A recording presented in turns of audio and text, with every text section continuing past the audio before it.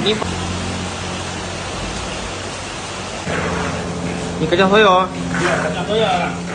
Ini yang dah dibasuh lah. Okey. Ni kita nak rendam lagi ni. Kita nak rendam, kita nak bilas, kita nak bagi bersih lagi ya. Okey, faham. Kita kena sampai bersih.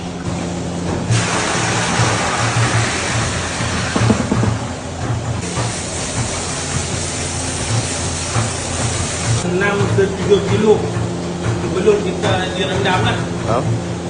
Kita nak proses itu lebih kurang dalam 50 liter ke 60 liter Okey.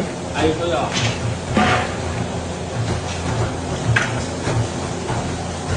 Untuk kata ayak ni saya dah kita pakai ni ada kawal kalau katanya. Faham. Ini hampas soya yang kedua. Oh, pas soya ah. Yang ketiga kita tak pakai dah. Okey.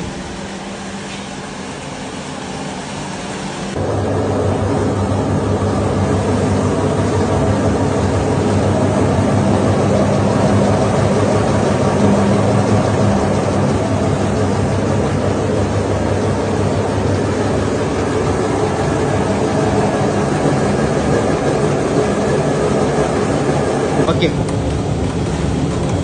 Oh.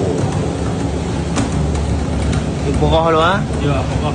Dulu kita lepas tu kita buang dalam kurung ni ya. Okey. Apa ni proses apa ni? Ini proses men-steam.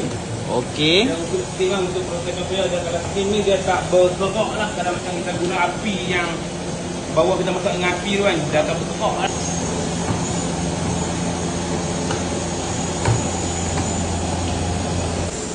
Oh.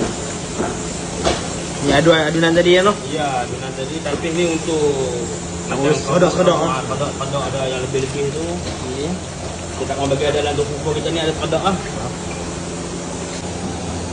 Okey. Tetapi lah untuk yang terakhir masih buat di sebelah. Oh, ni pun ada sekatan dah jugalah. Ya. Okey, ni tofu dah nak jadi ya noh. Takkan tak langsung mesti kena rapatkan dinding. Faham? Kalau rapatkan dinding dia bagi dia kelodak dia tu kuat ya. Faham? Ini ada tahu putih. Okey. Ini adalah tahu pandan. Pandan ah. Ya. Alright.